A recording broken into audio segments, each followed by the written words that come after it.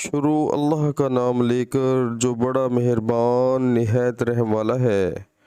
رسول اللہ صلی اللہ علیہ وآلہ وسلم عید الاضحیٰ یا عید الفطر میں عید گاہ تشریف لے گئے۔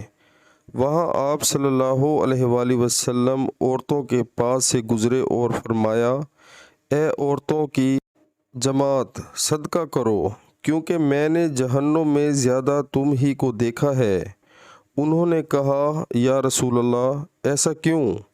آپ صلی اللہ علیہ وآلہ وسلم نے فرمایا کہ تم لعن طعن بہت کرتی ہو اور شوہر کی ناشکری کرتی ہو۔ باوجود عقل اور دین میں ناقص ہونے کے میں نے تم سے زیادہ کسی کو بھی ایک عقل مند اور تجربہ کار آدمی کو دیوانہ بنا دینے والا نہیں دیکھا۔ عورتوں نے عرض کی کہ ہمارے دین اور ہماری عقل میں نقصان کیا ہے یا رسول اللہ؟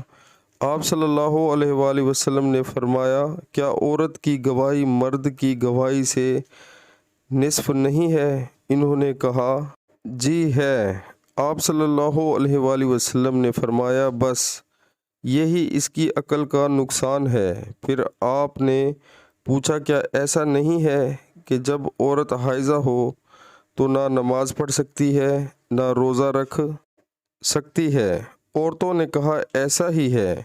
آپ صلی اللہ علیہ وآلہ وسلم نے فرمایا کہ یہی اس کے دین کا نقصان ہے۔ صحیح البخاری کتاب حیض کا بیان۔ اس بارے میں کہ حائضہ عورت روزے چھوڑ دے، بعد میں قضا کرے۔ حدیث نمبر 304۔ پیارے مسلمانوں، اللہ تعالی ہمیں حدیث پاک سن کر اس پر عمل کرنے کی توفیق عطا فرمائے، آمین۔